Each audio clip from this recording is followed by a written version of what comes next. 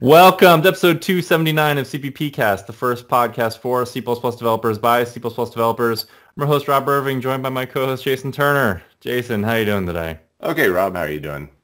Doing okay. It's Christmas Eve, and this will be our Christmas episode for the year. Yeah. This will actually air on Christmas Day, I believe, at least in... As long as I don't drop the ball editing it on Christmas Eve, then yes. It then depends on your time zone and which side of the international date line you're on and those kinds of things, of course. Right. So we should have a quick programming note because we're talking about what we're going to do for next week. We don't have a guest schedule, but we think we're still going to do an episode with just the two of us, talk about some news, and maybe if anyone wants to send us questions, maybe we could ask each other some questions too. So feel free to tweet at CppCast or email feedback@cppcast.com to send us any questions you want us to bring up during the interview or during the episode. And I think if we pull that off, we will not have missed a single episode this year. We have not missed a single episode this year. And actually, I looked at the number of episodes we've published already, and this should actually be episode 52, just the way the weeks fell this year. We should be able to get 53 in somehow. Yeah. So, yeah. Okay, well, at the top of every episode, I like to read a piece of feedback. This week, I got this YouTube comment from our last week's episode, and this is from, I'm not going to be able to pronounce his name, George Pepek, maybe? But he wrote, didn't expect this collab from my favorite C++ YouTubers, awesome watch. And that was our episode with Andreas Kling, who looks like he does have a pretty popular YouTube channel where he works on Serenity OS. Yeah, we got a lot of awesome feedback on Twitter from that one because so many people were interested in his project. Yeah, and it was a really interesting project. If you haven't listened already, definitely go back and listen to that one. Okay. Well, we'd love to hear your thoughts about the show. You can always reach out to us on Facebook, Twitter, or email us at feedback@cppcast.com. And don't forget to leave us a review on iTunes or subscribe on YouTube. Joining us today is Patricia Aas. Patricia has spoken at conferences on subjects ranging from sandboxing in Chromium to vulnerabilities in C++. She has a master's degree in computer science and 15 years of professional experience as a programmer, most of that time programming in C++. During that time, she has worked in code bases with a high focus on security, two browsers, Opera and Vivaldi, and embedded Cisco telepresence systems. Currently, she works as a trainer and consultant for the company TurtleSec, which she co-founded, which specializes in the intersection of programming and security. As a side project, she is trying to make an open source browser called TurtleBrowser. Patricia, welcome to the show. Welcome back. Thank you. Thank you for having me again. Yeah. I don't know if we've ever brought up your master's degree before since we've had you on, but I'm curious if you recommend to other people who have considered it going back to university to get a master's degree, or with what your personal take was on a master's degree in computer science? I think it's very cultural, well, not cultural, really societal. In Norway, education is higher education, or most education is free or extremely cheap, like a few $100s per semester. Okay. And then you also get very good loans and scholarships and things from the state for living expenses. And so basically everyone, almost I would say 99% of everyone who works in tech in Norway have a degree, either a bachelor or a master's, and probably most of them have a master's degree. Wow. And it's just because of the society that we're in. So in Norway, people will expect you to have a degree when you apply for a job. And likely a master's degree even, you say? Yeah. So most people that you will be up against for a position will have a master's degree as well. I can never get a job in Norway.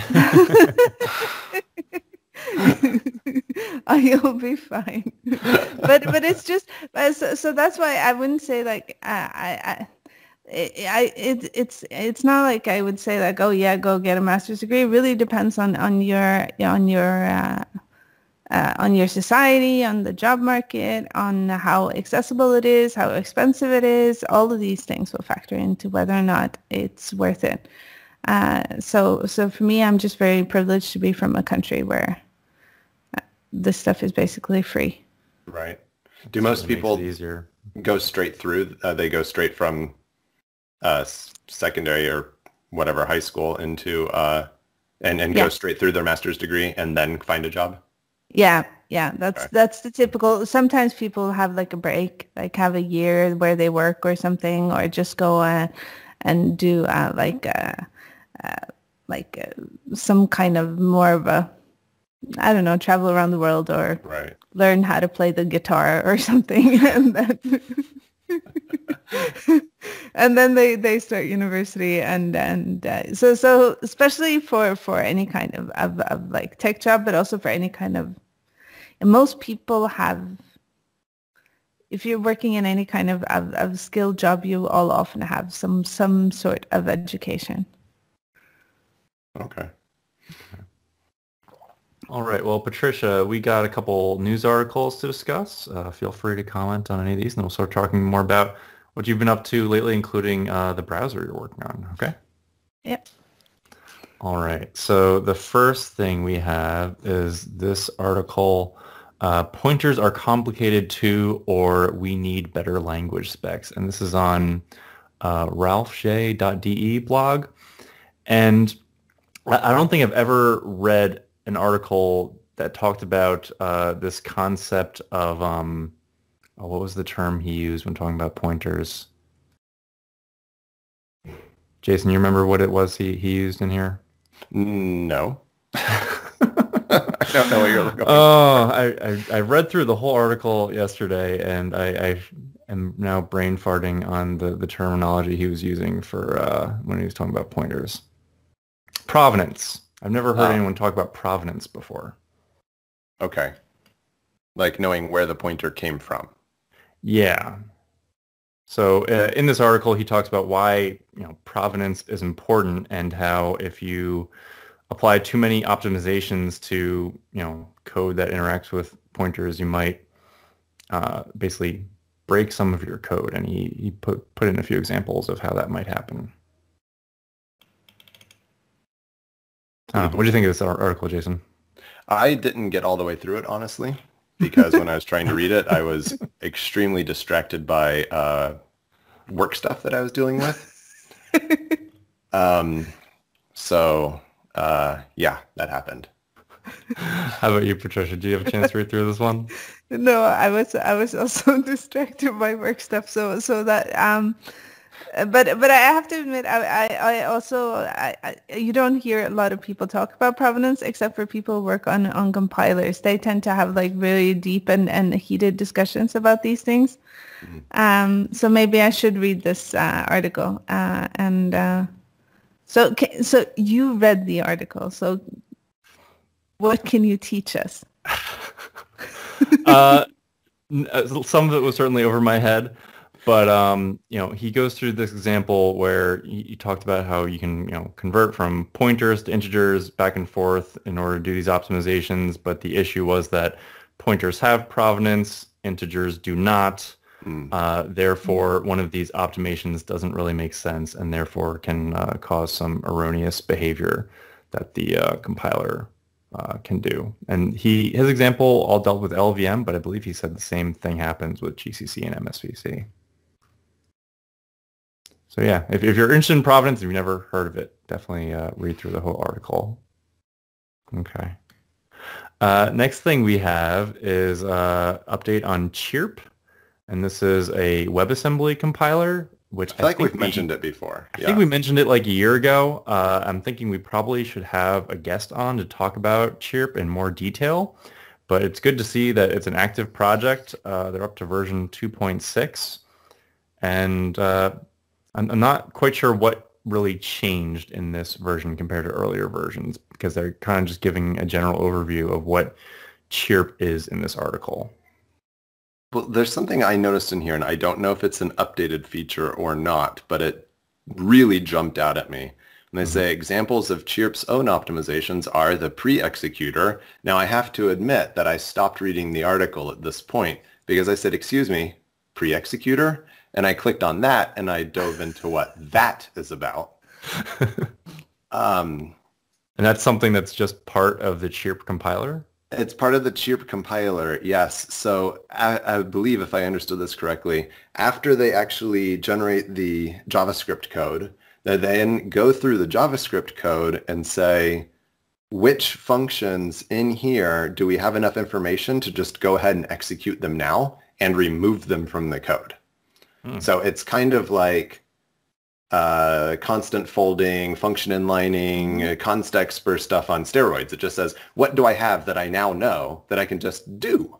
And if you look at their examples and their benchmarks, it is absolutely ridiculous. If you click on the pre-executor link itself and dive into those benchmarks, for some of those examples, it's like 1,400 times smaller generated code because they were able to pre-execute it. Wow. Whoa. That's really impressive. I like it. Yeah. Before you know it, you'll all be web developers. Yeah, it makes me wonder, like, if anyone has done this kind of optimization, like, after the fact on the LLVM IR. So you compile your executable and then say, okay, now do another pre-execute phase and tell me which things that the optimizer didn't find, but we do know enough information to actually execute them now. So this will be like post link time optimization, like after you've done it all, it's all kind of put together. Now do an extra pass and before that. Translating to machine code. I mean, I don't know. For all I know, we're going to have like, you know, a dozen LLVM developers, right? And be like, yeah, we basically already do that, right? I don't know. Yeah. But it made me wonder anyhow. Yeah.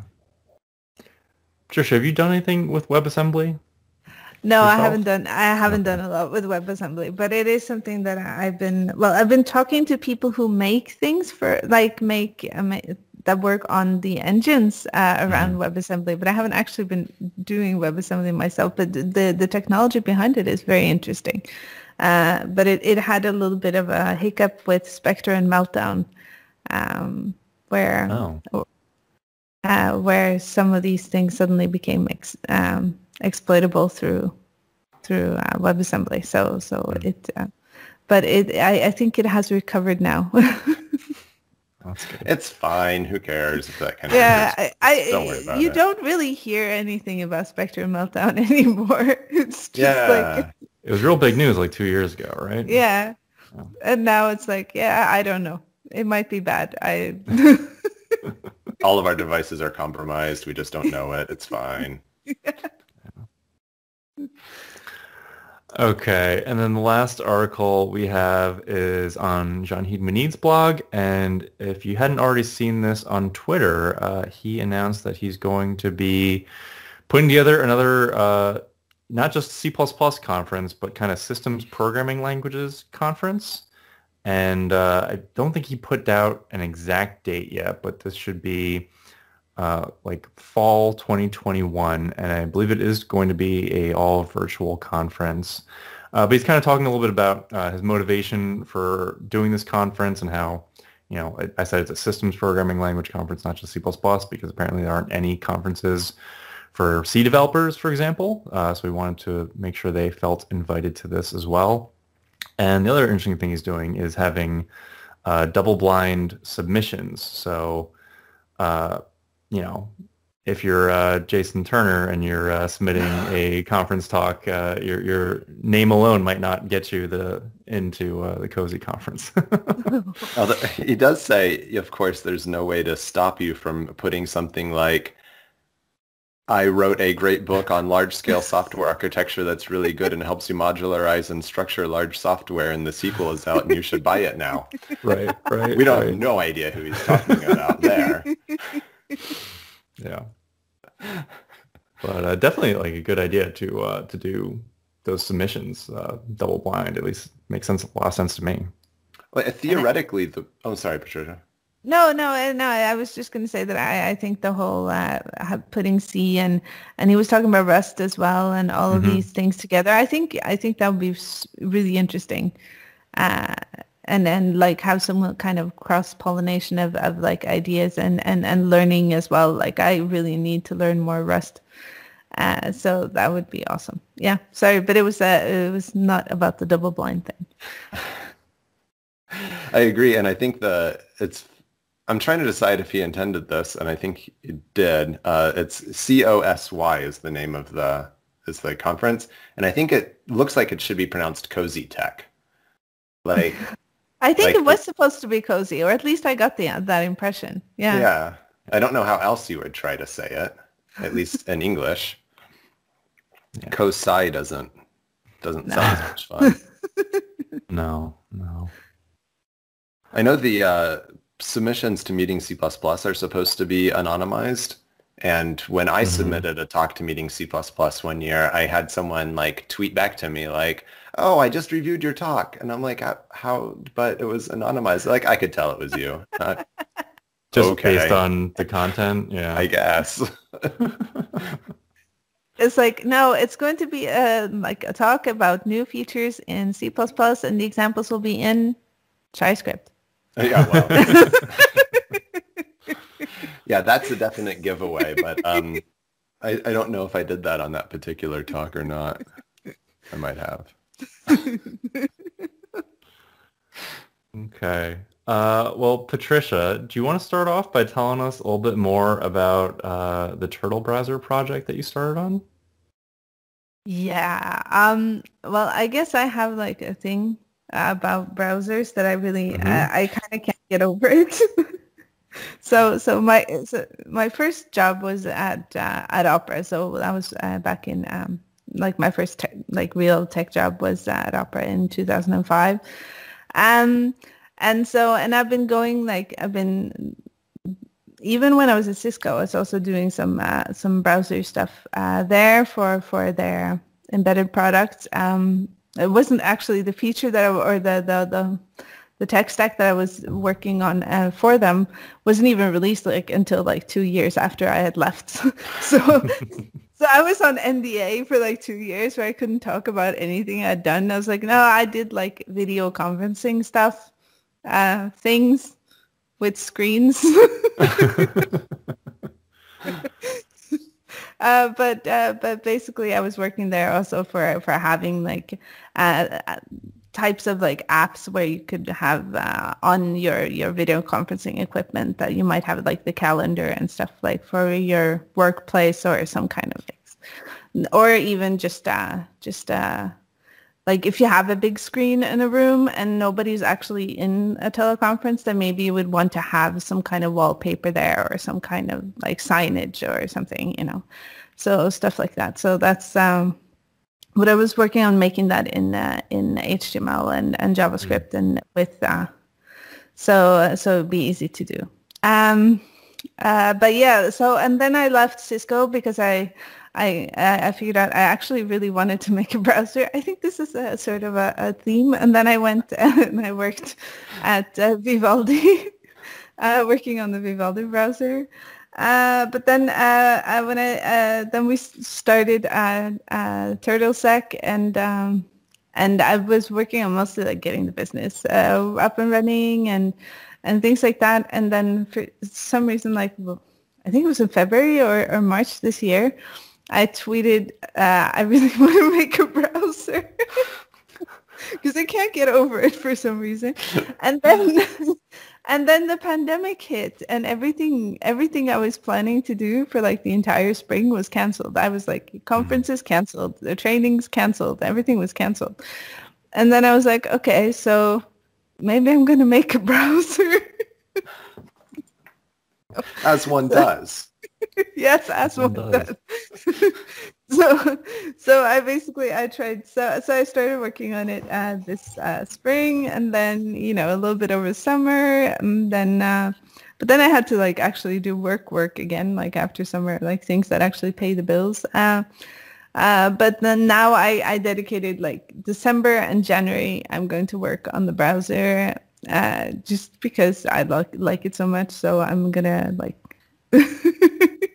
So even and that's the weird things, even the really boring, horrible parts, the stuff that I'm doing right now, I even like those bits. Even those bits are fun. So yeah. So I'm enjoying myself.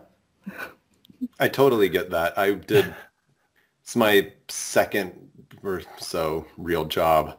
I worked a lot with infrared technology, and it was like 10 years before I gave up on the idea of custom creating my own universal remote from like PCB up. And then I'm like, never mind, it's not worth the effort. But for like 10 years, I still would make notes every now and then about what I wanted this to do. So. Well, you should have done it then, because now like nobody has a universal remote anymore. Yeah, now it would be meaningless. A thing. Yeah. Yeah. Not quite meaningless, but yeah. So tell us a little bit more about the project. Is it open source? Are you looking for contributors? And is it based on any existing engine, or are you building it from the ground up? Okay, we can do it backwards. Let's see if I remember all of the questions. Sorry, that's too many at once. It's the idea is to base it on Chromium Blink, like most of the big browsers right now. Mostly, well, for many reasons, because it is very mature, and I don't have to worry about that because I have enough to worry about by doing the whole thing. But if I, at some point get like really rich and I can afford to pay like a couple of hundred people to make a browser from scratch, then, that would be awesome. But currently I don't see that in my future. Right. Though, I would love that. So please, like, you can come give me money, just no strings. Like, here, Patricia, have like $1 billion and do things. And yeah, I don't see that happening. So start a Kickstarter or a Patreon or something. Yeah, there you go. Yeah, I'm not sure it's going to get me enough money to pay even one single engineer.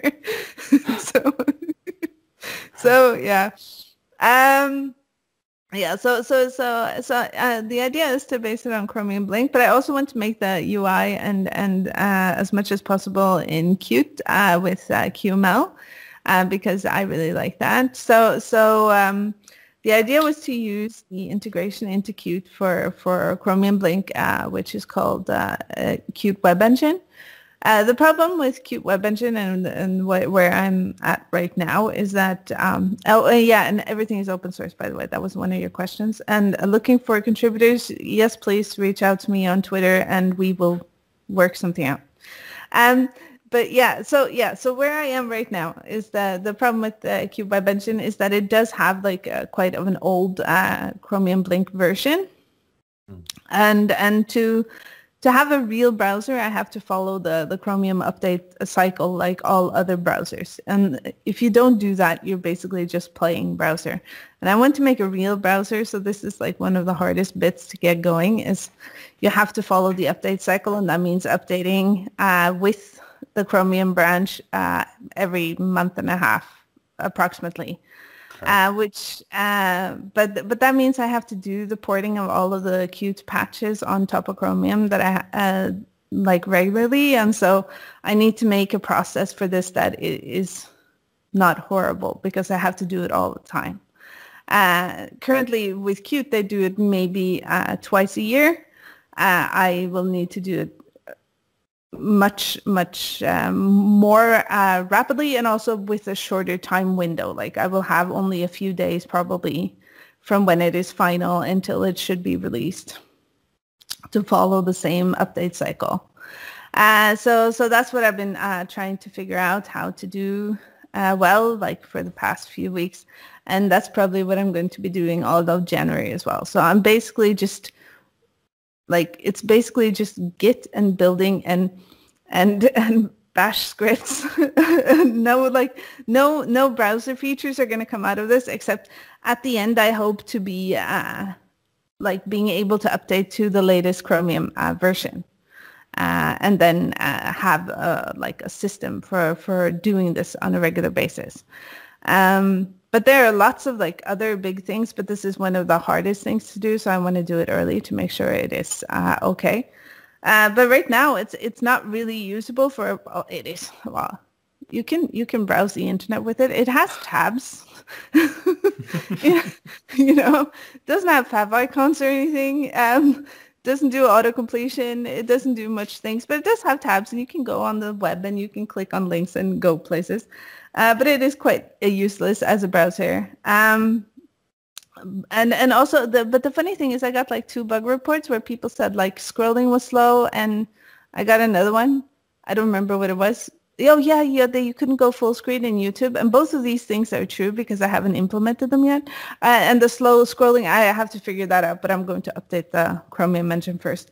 But the thing is, for them to report these bugs to me, they have to build the browser from scratch. There is no installable package. That is like the next thing on my list.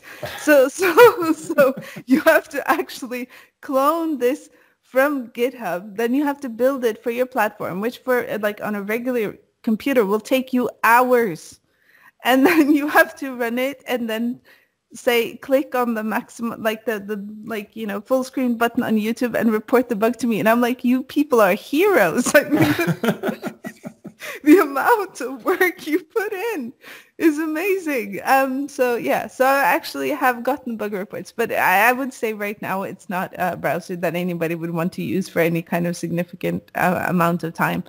But I'm hoping that by the end of 2021, I will have like an alpha that is okay to use as as your probably not your primary browser, but maybe occasionally.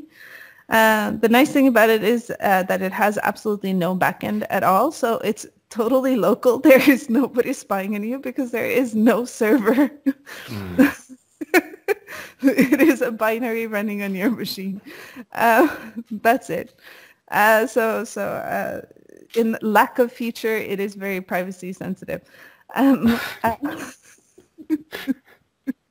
Privacy sensitive because you're not trying to do anything else. Exactly. There's no feature. Like I have to do like the big things first. So right now it's like, so there's like no sync, there's no crash reporting, there's nothing that would require some kind of server behind. But we'll see if we ever get to that point. Right now, I'm just going to try to make it so that you can actually install it on your machine. That would be nice, and have a relatively recent Chromium version in there. And then we will see lots of features. I have so many features that it needs, but I'm having fun. Even like right now, like all I'm doing is like basically building and doing bash scripts and cherry picking, and it should be horrible, but I'm actually enjoying myself. So right now, the process is fully manual, that they do this update from Chromium twice a year, and you're trying to automate it, I hope? Yeah, as well, semi-automate. It's not really possible to automate because you're going to have conflicts. So it's going to be, so for everyone that I know of that does this on a regular basis, it is like a it's a script aided manual process. So what I'm going to try to do is to make it as simple to do as possible. But the thing is, right now there's a lot of like Qt has several hundred patches on Chromium.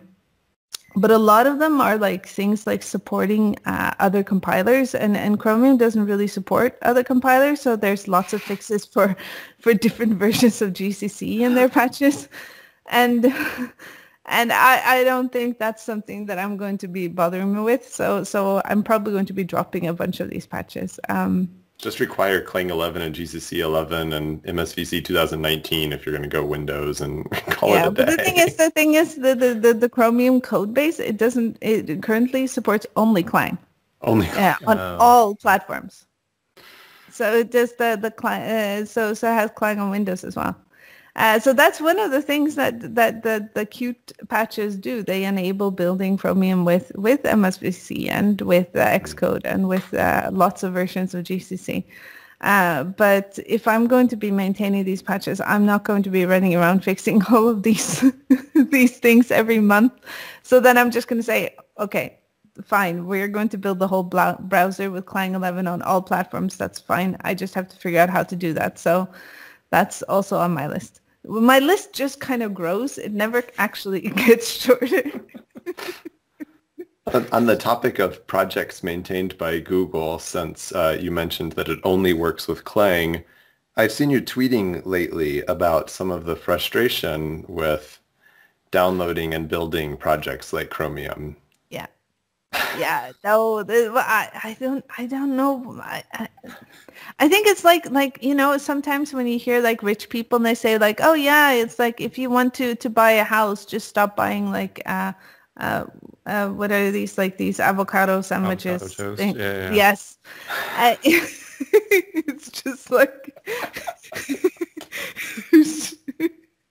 it's just, I don't know, like you talk to Googlers and they're like, it doesn't take that long to build Chromium from scratch. I can do it in 10 minutes. And they have like a freaking build cloud they use that is internal to Google, where they can just like run up like, you know, 140 like cores to build. It's like, it's ridiculous. And then they're like, yeah, it's not that bad. And I'm like, okay, it's not so bad when you have this. It's like people say, it's not so hard, you know. It's like, yeah, it's not so hard when you have your parents buy you a house and pay you a monthly allowance. Then, you know, you can. It's just scope is weird. And so yeah, so all of the build instructions for lots of these projects, they start with like the number one part of build instructions.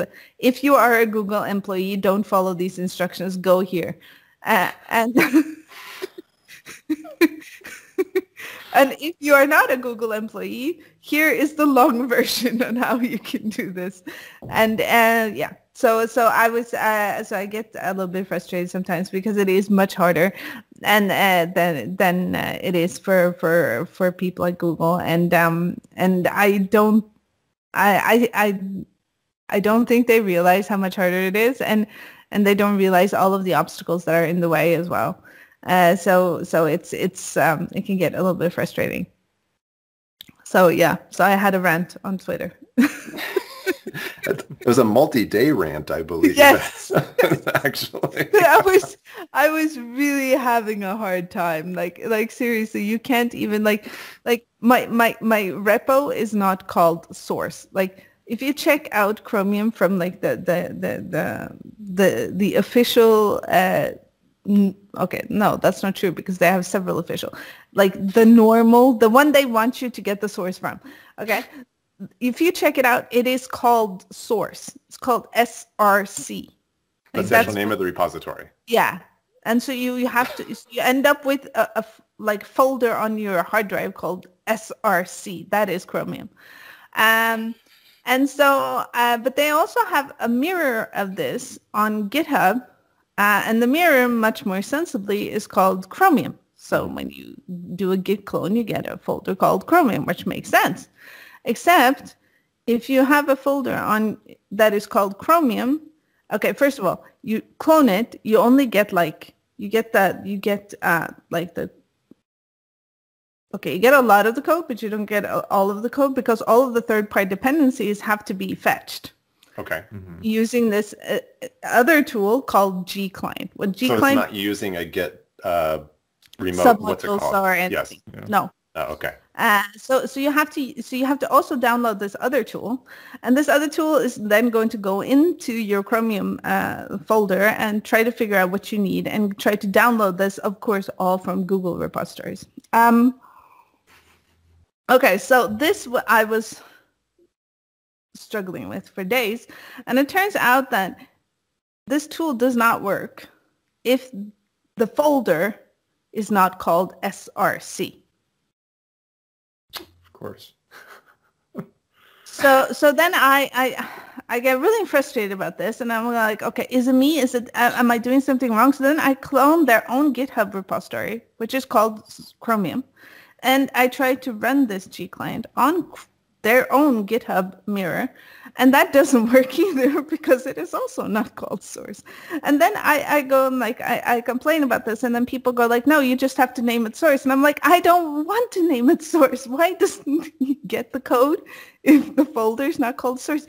First of all, I don't want to run an external tool to get the code for my project.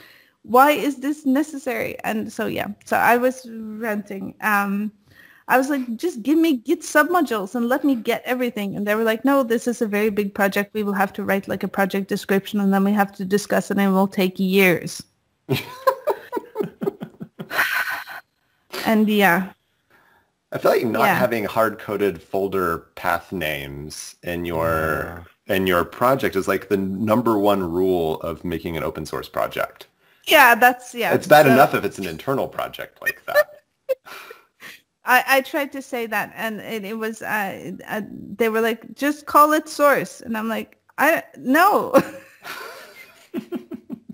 Do you now have your own tool that goes in and patches their tool so that you don't have to have it called source? Oh, I think I managed to annoy some Googlers enough that they decided to sit down and like spend some time trying to prove how I was not very bright. And so actually it ended up with I actually got some help. And I figured out what patches I needed to put in here and there, and how to change the configuration, and it ended up with him also submitting a bunch of patches on different places.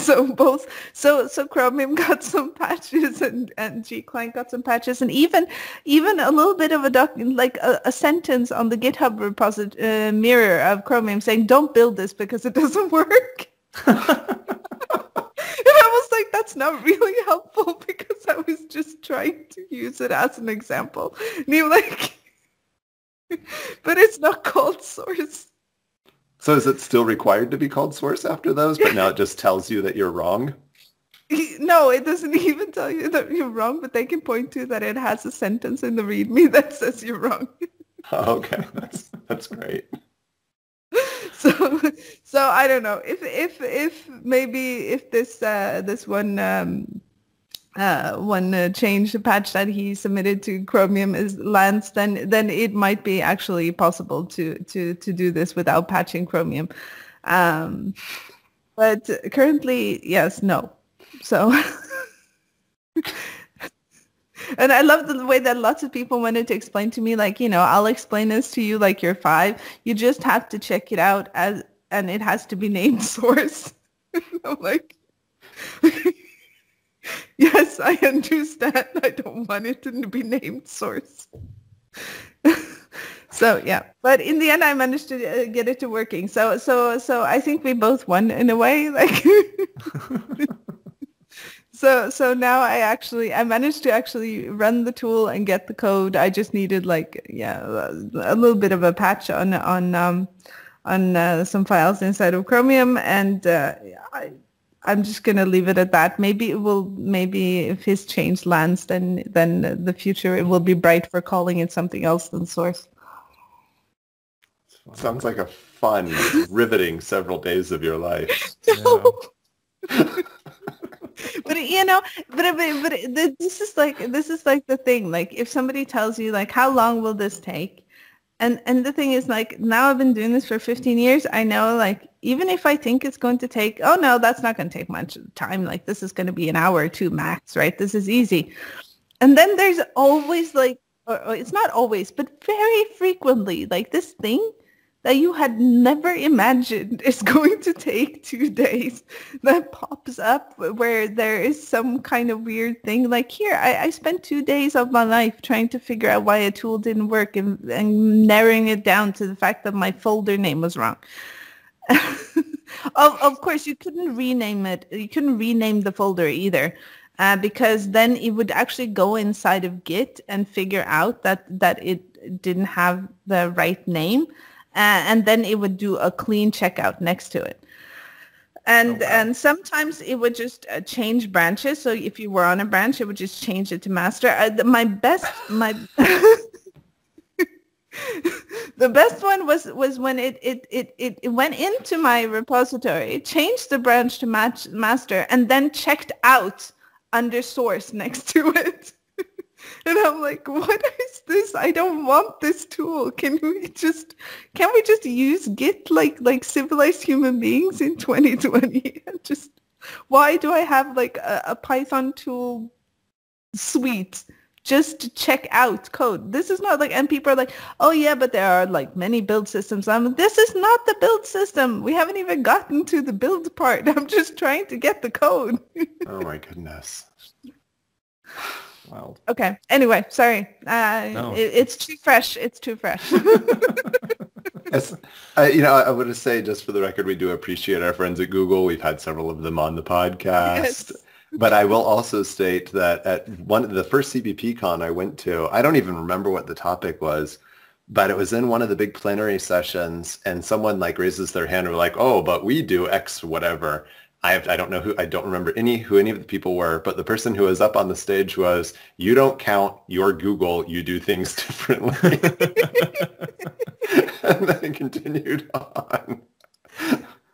And but that was also like somebody came to me and like also on Twitter, and they were like, oh yeah, maybe it's like Bazel. This is a really great build system. I've never tried it, but it's probably awesome. Like some people love it apparently, but I'm like, no, it's not, because Chromium has its own build system.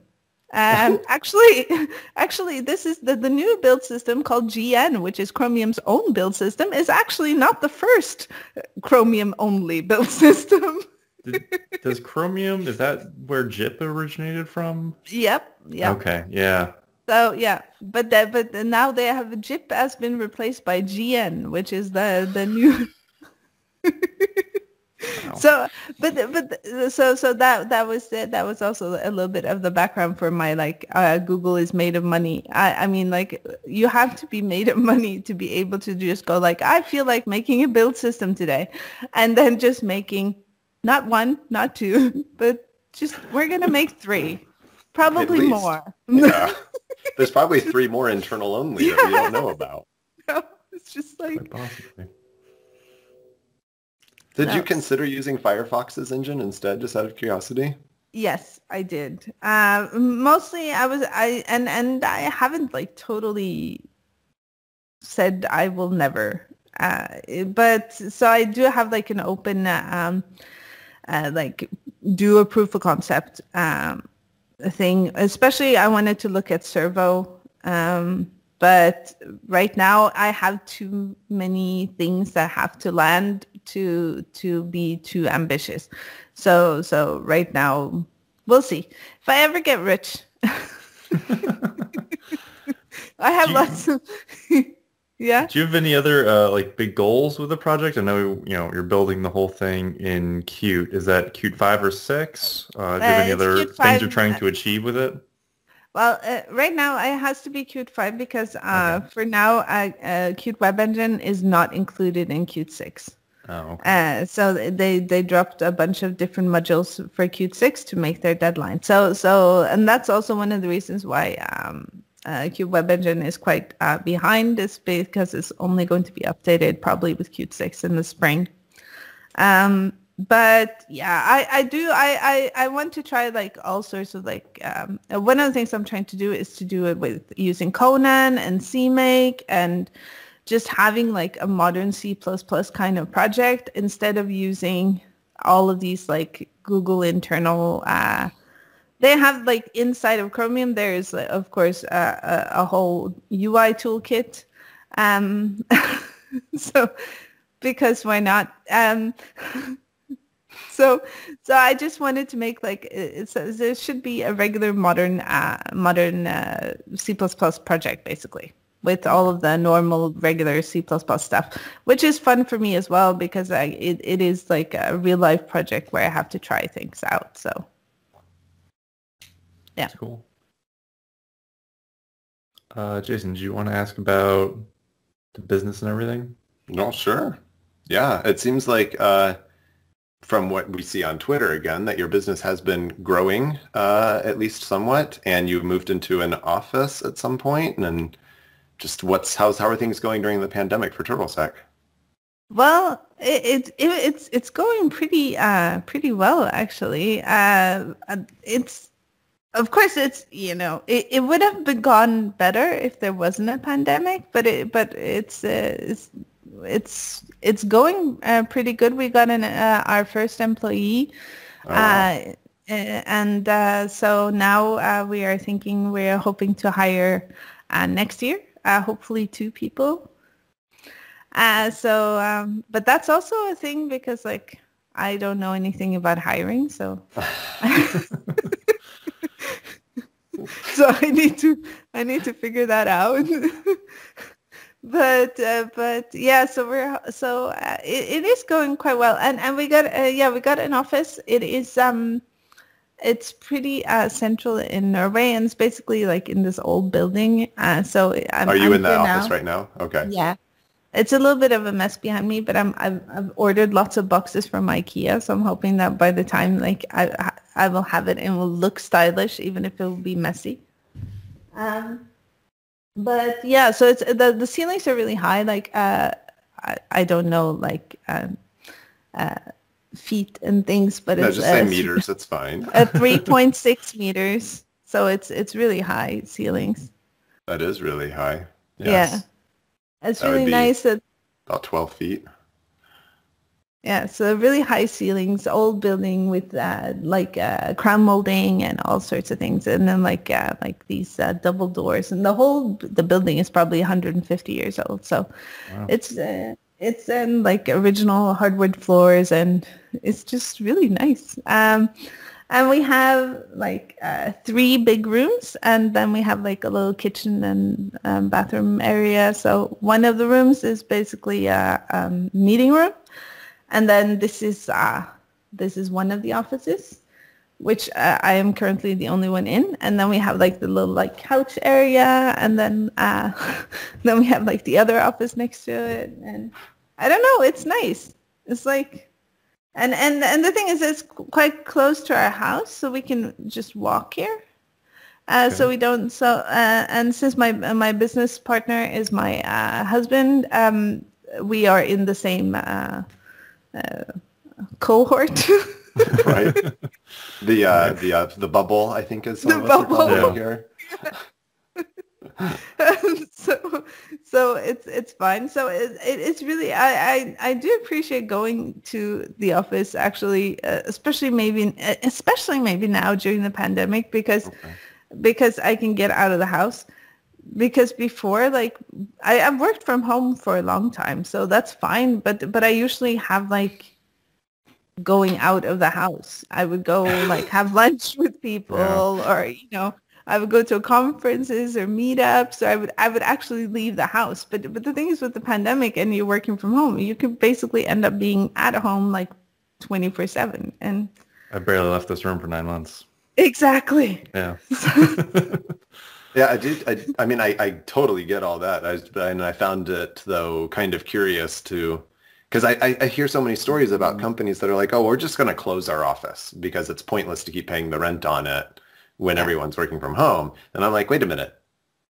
She just went and got an office. That's the opposite of what everyone else. The thing is, okay, so I've been thinking about getting an office for a long time. And because I feel like for our company to feel like a company and not like something we're running out of our house, it would be nicer because I want to grow. I want to have employees. I want us to be more than just us, right? So it's like my like in the beginning, I forced him to be in a workshop. He's like, "What are you gonna do? We're gonna have a workshop for like 2 people," and I'm like, "Yes, we're going to have a workshop. We are going to make a 5-year plan." And he was like, "Okay, yeah, all right." I was like, "I want you to write down where do you see yourself in 5 years." Seriously, I did this. He was like, whatever. And he was like, he writes down on a piece of paper. In 5 years, I hope that we have a business, we're not broke, and we're kind of happy, and we have clients. And you're still married. Yeah, and we're still married. And I was like, so basically, you're hoping that we are exactly where we are now in 5 years. And he was like, yeah, that's good. And then, but me, I was like, oh, I hope that we have a team and we have like a blah. And I'm like, oh, like, I don't know why, because I'm not like a very extroverted person, but for some reason I'd like to have a team.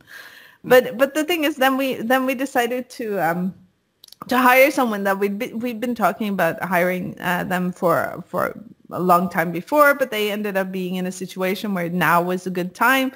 And then we were like, okay, yeah, let's do this. But then we felt like, okay, if we're going to have an employee, then it doesn't feel right to run it out of our house. It feels weird, you know? And especially if you're going to have more employees, where are you going to do your interviewing? Like, it's going to be in a cafe or on the dinner table. Like, I don't know. It just felt like it didn't feel right. So then I started looking for cheap offices, and this was relatively cheap, and it's been great actually. So even though it's like our poor employee can't be here, so he has to work I was from his wondering house. Because, well, we had like a little bit of a time before the second wave where people were allowed to be in the office at least occasionally. But that was like 2 days he was here before he had to work from home again. So, but hopefully next year. You said the office was cheap. Do you think it was cheap because people are leaving office spaces right now? Like, did you get a deal? I think it was probably cheap because we had to do some work before to get it to like the standard that we felt was okay. So I think that's probably how it was. I was looking at other offices that were basically a fraction of the size, but at the same price point. And I was like, okay. So we did some work by fixing the kitchen. We basically tore it down and set up a new one. And we also did some work in the bathroom to make it nicer. So it's probably a little bit of that. Okay. So you mentioned earlier on that, you had to cancel some training and things like that. What other, types of work are you doing right now aside from working on the browser? Well, I'm hoping I'm working on maybe getting a contract next year for but I don't want to jinx it, so. Okay. Well, the thing is, it's like I've been doing trainings and I was planning on actually doing more trainings. That was my plan for 2020. I was going to do more trainings and then in between trainings, I could like work on projects like TurtleBrowser or other things. But the whole training thing got kind of weird.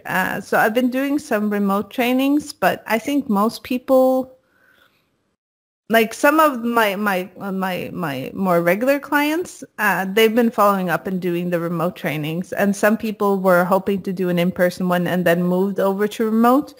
But I think most people want to be together physically for their trainings. And I can understand that, especially if you're doing it as like a company. It also becomes sort of like a team building kind of thing where you get together and you spend the days together. And so it's not like a stellar business to do remote training for me, at least. I don't know. How about you, Jason? You do trainings as well, don't you? Yeah, I've only actually done 2 remote trainings, I believe. And they were both with organizations that I already personally like had worked with before and knew the people there and stuff. And one of them went great and the other one did not. So at 50-50, I'm reluctant to do it again. I've generally been saying no to remote trainings and saying, here's hoping that, soon enough we'll be able to see each other in person again. Yeah. No, I've worked really, really hard to try to make the remote trainings as good as I can. Mm-hmm. And I think they went well. I got good feedback as well. But at the same time, I don't think that the attendees get the same kind of I think it's a little bit like we're seeing. Like I asked people earlier in the pandemic as well, what are the things that you miss about being at the office? Because I was getting the office and I was thinking, okay, I'm going to try to optimize for people being happy. Mm-hmm. But what people said was that what they missed from the office was just the informal stuff. Like going like getting coffee and just like talking to people, or lots of things around food. Like people were like like drinking coffee, eating lunch, going out for beers. It was very, very, food and beverage oriented. But basically, what they wanted to do was the not work related kind of talking and bonding with other people and their colleagues and doing things together. And now I totally forgot my point, but that was.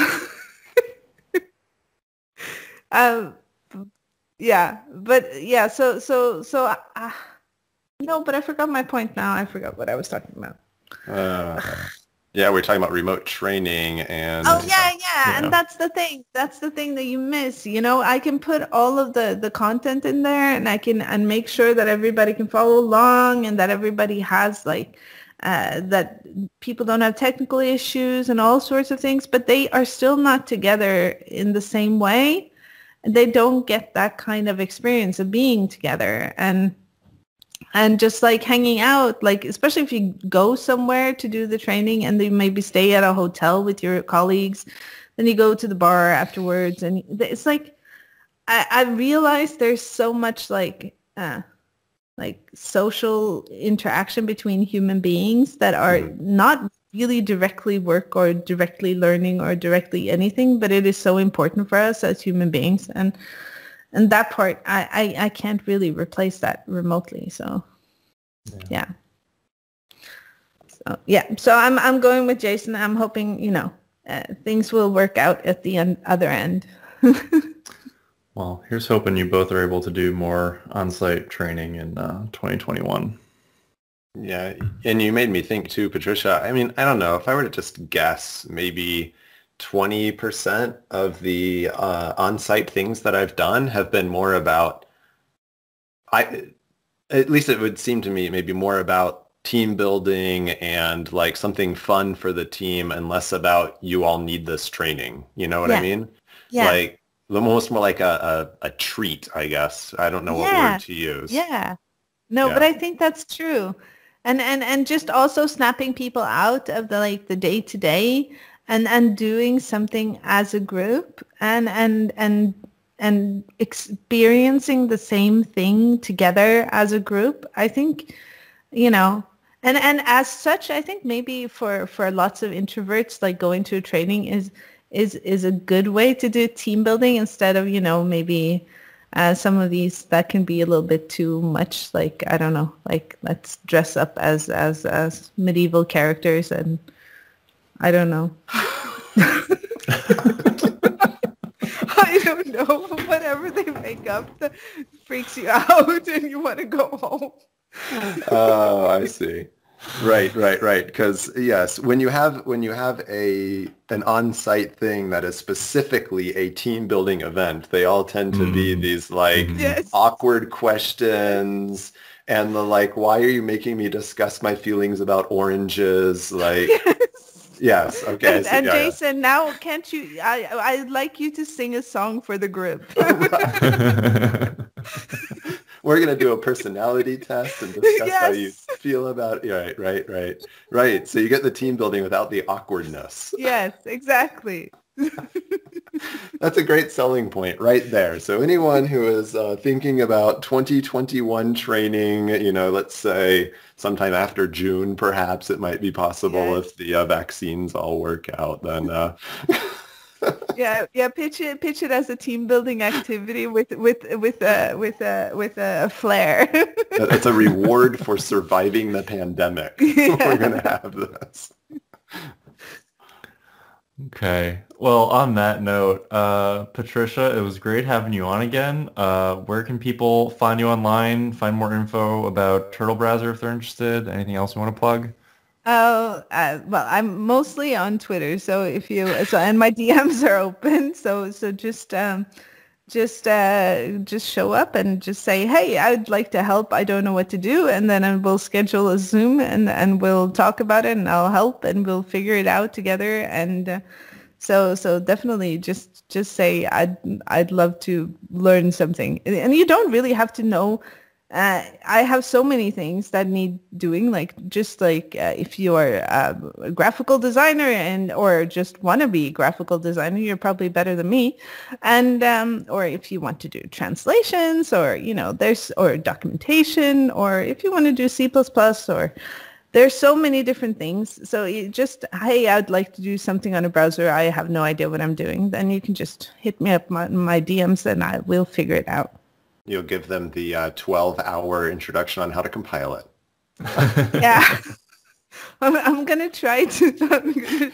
Well, that's one of the things that at the end of this, I'm hoping it's just going to be like a Chromium package and you can just download it and just run it. It will be nice. That is the goal. So you don't have to spend the 12 hours compiling. That is the goal. I'll do that. I'll do that for you. All right. Thanks, Patricia. Thanks.